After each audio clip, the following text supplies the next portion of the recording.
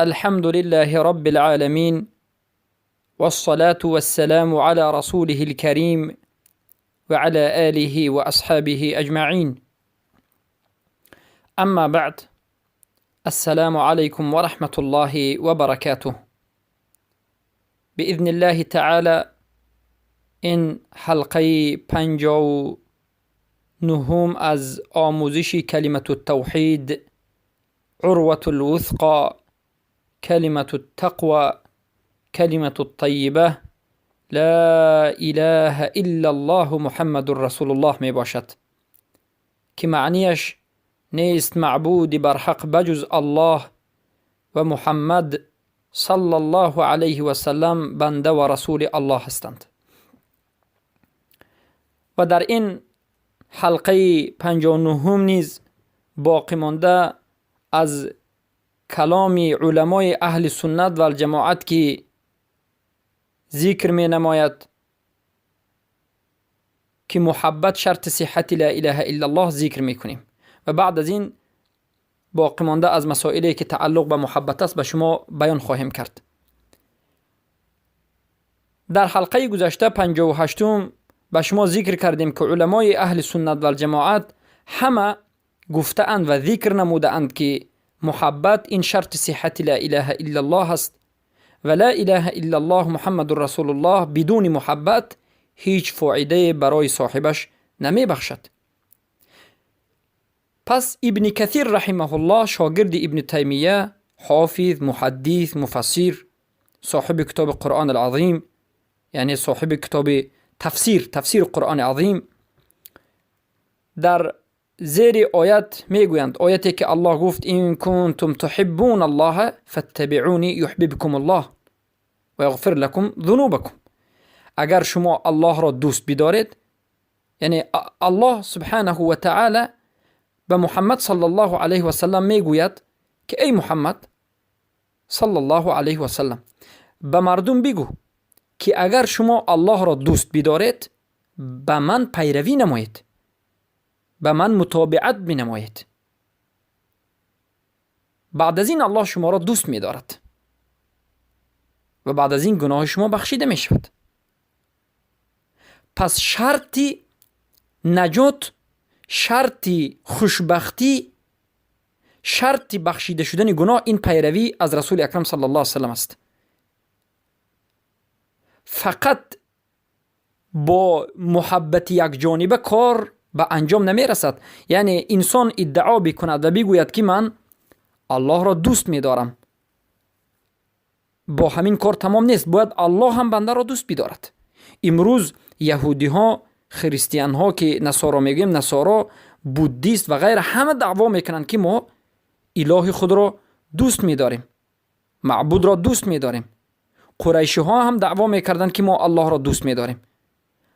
اما شما انسان ها، شما الله را دوست داشتنتون این تنها سببی نجات نمی شود، بلکه باید الله هم بنده اش را دوست بدارد. پس الله همان وقت شما را دوست می دارد که شما پیروی رسول اکرم محمد صلی الله علیه و سلم باشید و عبادت ها را و عمل ها را موافقی انجام داده و گفته رسول اکرم صلی الله علیه و سلم انجام میدید. ابن کثیر در زیر همین آیت میگن که فتبعونی، به من پیرو شوید، به محمد صلی الله علیه و سلم پیرو شوید. این آیت حاکم است بر کسانی که ادعا دارند، دعوا دارند که الله را دوست دارند و محبت الله دارند، در حالتی که در راه محمد نیستند. پس از این آیت ما میفهمیم که هر کسی که بگوید که من الله را دوست میدارم اما موافق سنت رسول اکرم صلی الله علیه و سلم عمل ننماید، متابعت پیامبر صلی الله علیه و سلم داشته نباشد، در این حالت این دعوایش دروغ است، محبتش دروغ است، هیچ محبت به الله رب العزت و الجلال ندارد. سبحان الله. ببینید چقدر آیت بزرگ که به من و شما میفهماند که کی محبت دارد، کی ندارد، کی صادق است، کی کاذب دروغگو است. پس هر کسی که دعوای دوست داشتن الله را بکند، در همون وقت باید پیروی رسول الله باشد. هر کسی که دعوای دوست داشتن الله بکند و در همون وقت پیروی رسول الله نباشد، این دعوای دوستداریش دعوای کاذب است و دروغ است، تا همون زمانی که پیروی شرع محمد صلی الله علیه و سلم و دین رسول اکرم صلی الله علیه و سلم دین اسلام نباشد.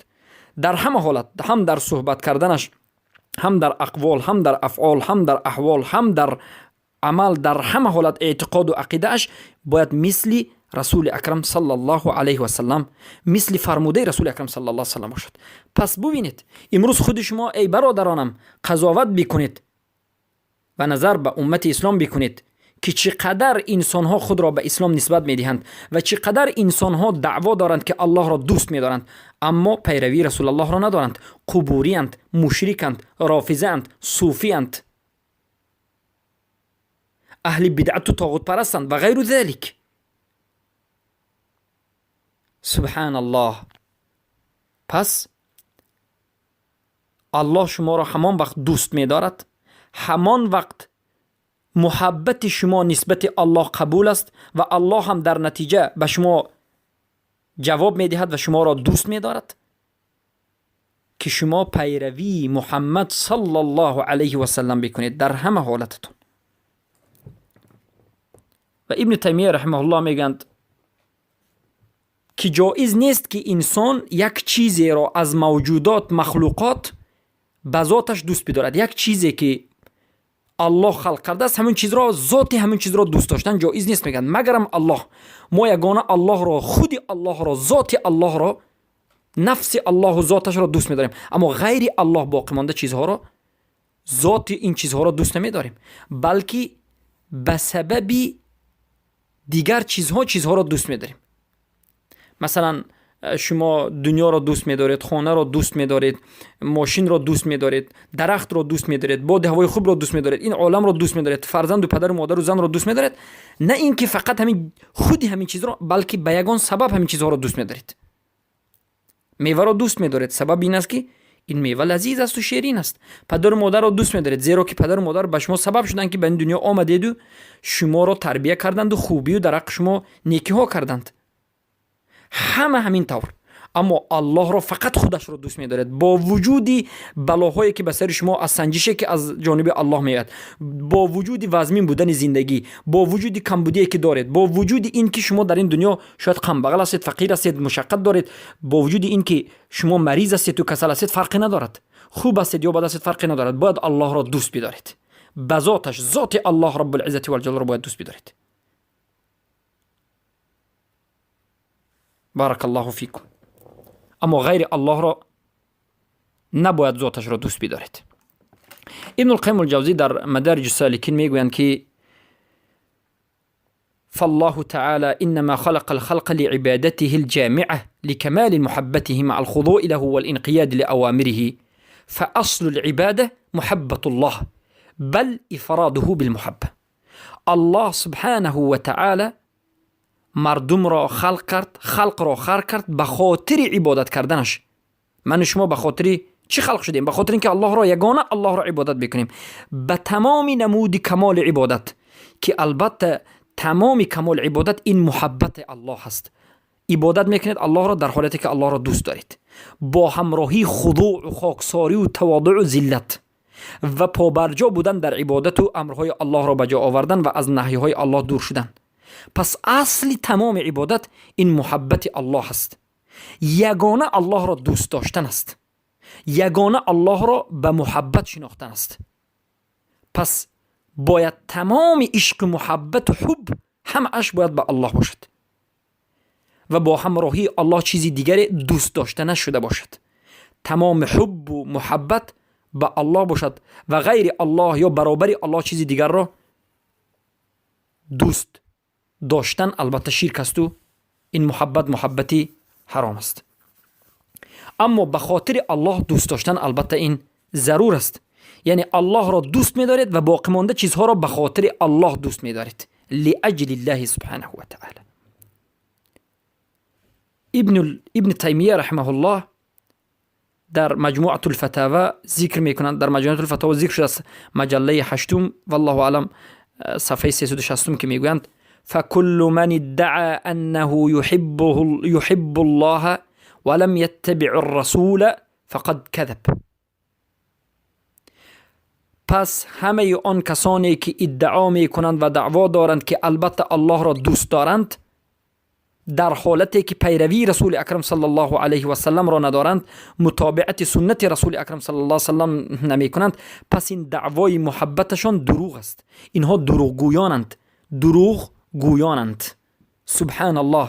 پس برادرم و خواهر موحدم، به گرد و اطرافت نظر بکن، بنگر که امروز کدام از مؤمنان و موحدان و صادقانند و کدام از جمله منافقان و کاذبان و دروغگویانند. هر کسی که دعوای محبت الله را کرد و پیروی سنت رسول اکرم صلی الله علیه وسلم از نظر عقیده، از نظر سخن کردن، از نظر عمل، از همه جهت پیروی رسول اکرم صلی الله علیه وسلم کرد، این محبتش محبت صادق است، این دعواش دعوای درست است. اما کسی که ادعای عشق الله و محبت الله را کرد و پیروی رسول اکرم صلی الله علیه و سلم نبود، این دروغگو است. پس این دلالت میکند که اهل بدعت دروغگویانند، خرافات پرستان و مشرکان و قبوری ها دروغگویانند، دعوای محبتشان دروغین است. بارک الله فیکم. پس بارک الله فیکم. این چنین ابن القیم الجوزی در مدارج السالکین بار دیگر ذکر میکن در مسئله محبت و میگن که و اذا كانت المحبه له هي حقیقت عبودیتی و سرها فهي انما تتحقق باتباع امره و اجتناب نهیه.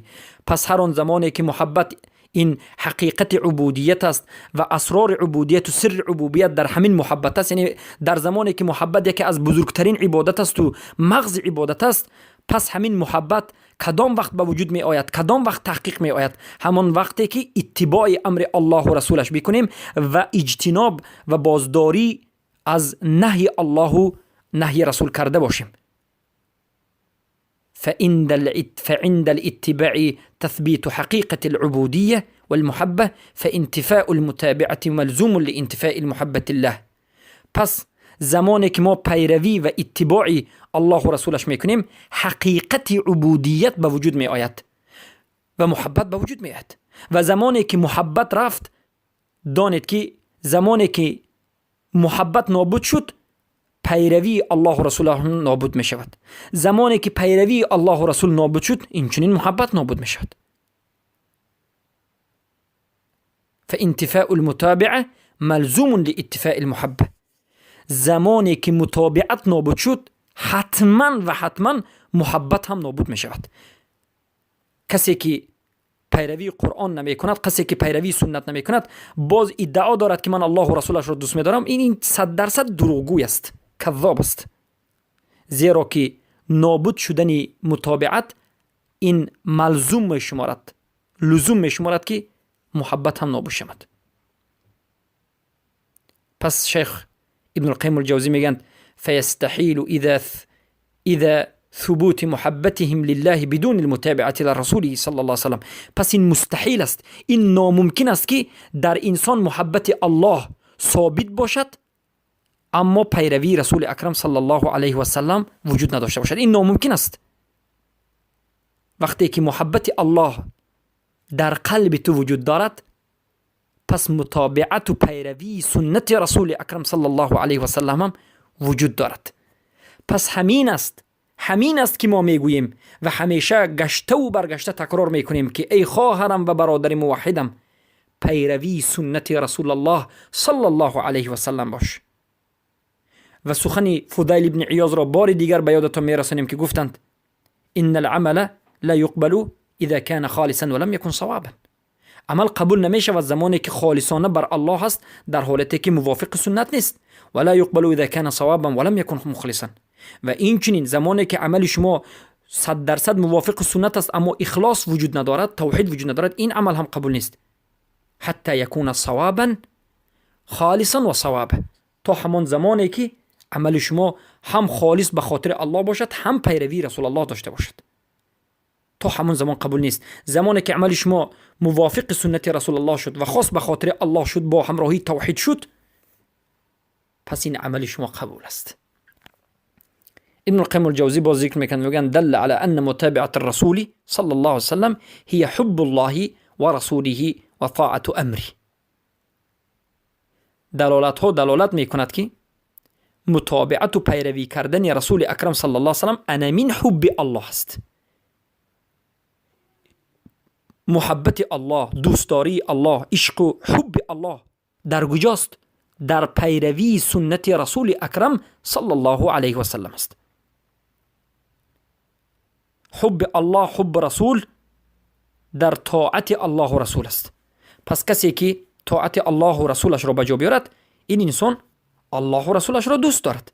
کسی که پیروی و متابعت رسول الله صلی الله علیه و سلم ندارد، پس این انسان محبت هم ندارد و اگر محبت دارم بگوید این دروغگو است. ابن القیم الجوزی، البته ابن تیمیه رحمه الله ذکر میکنند و میگویند حلاوة الإيمان المتضمنة للظلة والفرح تتبع كمال محبة العبد لله وذلك بثلاثة أمور. حلاوت ایمان، آن ایمانی که در برگیرنده لذت و خوشنودی و زیباگی و خوشبختی است، این همان وقت به وجود می آید که در بنده محبت به درجه کمال برسد.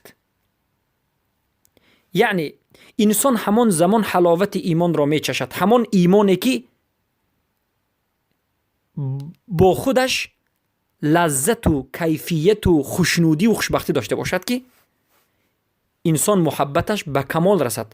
یعنی محبت بنده به الله به درجه بالا رود. و البته همان وقت ایمان شما کامل می شود و ایمان شما به درجه خوشبختی و لذت و خوشنودی می رسد و همان وقت محبت شما بالا می شود که این سه چیز در شما به وجود آید. یکم چیز کامل کردن محبت، تکمیلی انمین محبت الله. یعنی اونقدر الله و رسولش را دوست بدارید که غیر از الله و رسول هیچ کس را اینچنین دوست ندارید. یعنی الله و رسولش در نزد شما از همه پیش باشد، حکم الله و رسول در نزد شما از همه حکم‌ها پیش باشد، قانون الله از همه قانون‌ها پیش باشد، سخن الله و رسول از همه سخن‌ها پیش باشد. پس این محبت الله است. اطاعت الله و رسول از همه اطاعت‌ها پیش باشد. یعنی الله و رسول را از همه دیگر چیزها زیاد دوست بدارید. یک. دوم که سبب پیدایش محبت حقیقی و ایمان با لذت و خوشبختی می شود، دوم سببش یک انسان را دوست ندارد مگرم به خاطر الله. یعنی همه عشق محبتی که در روی دنیا نسبت یگان انسان می کنید به خاطر الله باشد. لا يحب المرأة الا لله. به یگان برادر دوستی می کنید، به یگان کسی کمک می کنید، محبت دارید، همه اش به خاطر الله باشد. سومین سبب بالا شدن محبت و به درجه کمال رسیدن رد کردن ضد محبت. یعنی چلی که در حدیث به ای یکره ضد الایمان و هو الکفر. یعنی ضد ایمان را بد بینید، کفر را بد بینید، به کفر بازگشتن را بد بینید. پس همین سه چیز در شما وجود داشته باشد، الله و رسول را از همه زیاد دوست بدارید، با برادرانتان که دوستی میکنید این دوستیتان به خاطر الله باشد و ضد ایمان که کفر است و فسق است و نفاق است بد بینید. پس این دلالت میکند که شما ایمانتان ان شاء الله کامل شده است، حب محبتی که نسبت الله دارید کامل است و سبب خوشبختی شما لذت و خوشنودی شما خواهد بود. بارک الله فیکم. ابن رجب حنبلی صاحب کتاب فتح الباری و صاحب کتاب جامع العلوم والحکم در توحید میگویند که محبت الله اذا استغرق بها القلب واستولت عليه لم تنبعث الجوارح الا الى مرض الرب. محبت الله زمانی که در قلب می جوشد، جوش می زند، در قلب پوری محبت می شود و به قلب این محبت غالب می آید، محبت الله در قلب پور می شود و غالب به قلب می آید، نتیجه اش این می شود که جسم انسان را به سوی رضاگی الله رب العزت و الجلال می کشاند، جسم شما را به سوی عمل صالح می برد. و این چنین ذکر می کنند در مسئله حدیثی زیر حدیث که تعیس عبد الدینار، رسول اکرم صلی الله علیه و میگن شکست خورد بنده دینار، ناامید شد. پس این حدیث هم دلالت میکنند، میگن که هر کسی که چیزی را دوست بدارد و به همین چیز اطاعت بکند و غایت و مقصد و مطلوبش و تمام عملش به خاطر همین چیزی از چیزهای دنیا و مخلوق شده باشد، دوستداریش به خاطر همین دنیا باشد، بدبینیش به خاطر همین دنیا باشد، مقصد حرکتش، مطلوبش، غایتش همین باشد، پس این بنده دنیا شده است، زیرا که دنیا را می پرستد. یعنی اطاعت کردن به خاطر دنیا، دوستی کردن به خاطر دنیا، حرکت کردن به خاطر دنیا، دشمنی کردن به خاطر مال دنیا، به خاطر پول مال دنیا، از خانه همیشه برآمدن و درآمدن، تمام عملها را به خاطر یک مبلغ ناچیز دنیا صرف کردن، این دلالت میکرد که این انسان بنده پول مال دنیا شده است و معبودش و الهش این دنیا شده است. اعوذ بالله من ذلک. پس بعضی انسان ها مشرک میشوند به سبب اینکه الهشان، معبودشان هوای نفسشان است، به خاطر نفسشان به تمام کار راضیند. کمی خوشنود باشن شد، نفسشان کمی راحت بینه شد. بعضی انسان ها به خاطر دنیا مشرک شدند، دنیا سببی مشرک شدنشان شد و دنیا این اله و معبودشان شد. بعضی ها به خاطر قبر و اولیا و بعضی ها به خاطر محبت چیزی دیگر و غیر ذلك البته مشرک شدند. پس برادرم و خواهر موحدم، در حقیقت سخنهای علما در این مسئله بینهایت زیاد است. در مسئله این که محبت شرط صحت لا اله الا الله است و من فکر میکنم این 2 حلقه که ما در ذکر سخنهای علمای اهل سنت و الجماعت به شما بخشیدیم کافی بود برای بیان کردن این که محبت این در حقیقت شرط صحت لا اله الا الله است. هر کسی که محبت ندارد این انسان دین ندارد. هر کسی که محبت الله و رسول و دین و لا اله الا الله ندارد این انسان اصلا لا اله الا اللهش صحیح و درست نیست. اما در آینده به شما بیان میکنیم بعد از 1-2 مسئله که محبت اصل دارد و فرع دارد. مقصد ما اصلی محبت است. چگونه که ایمان اصل دارد، چگونه که ما به شما ذکر کردیم یقین، صدق، اخلاص، همه اش اصل دارد و فرع دارد. جزئیات دارد، شاخه ها دارد. شاخه ها و فرع و این جزئیات وقتی که نابود شد ایمان ضعیف می شود، اما وقتی که اصل نابود شد انسان از ملت اسلام بیرون می شود و کافر می شود و مرتد می شود. بارک الله فیکم. و با همین این حلقه را به پایان می رسونیم و در حلقه های آینده علاقه محبت به باقی مانده از شرط ها چگونه است، یا که مرتبه های محبت و تقسیم کردن محبت به اصل و کمال، و یا که قسم های مردم در محبت توحید، یا که نمودهای و قسم های محبت. البته در این موضوع ها در حلقه های آینده به شما صحبت خواهیم کرد. بارك الله فيكم، حياكم الله بياكم. نسأل الله العفو والعافية، ونسأل الله أن يوفقنا بالمحبة الصادقة وباتباع النبي صلى الله عليه وسلم.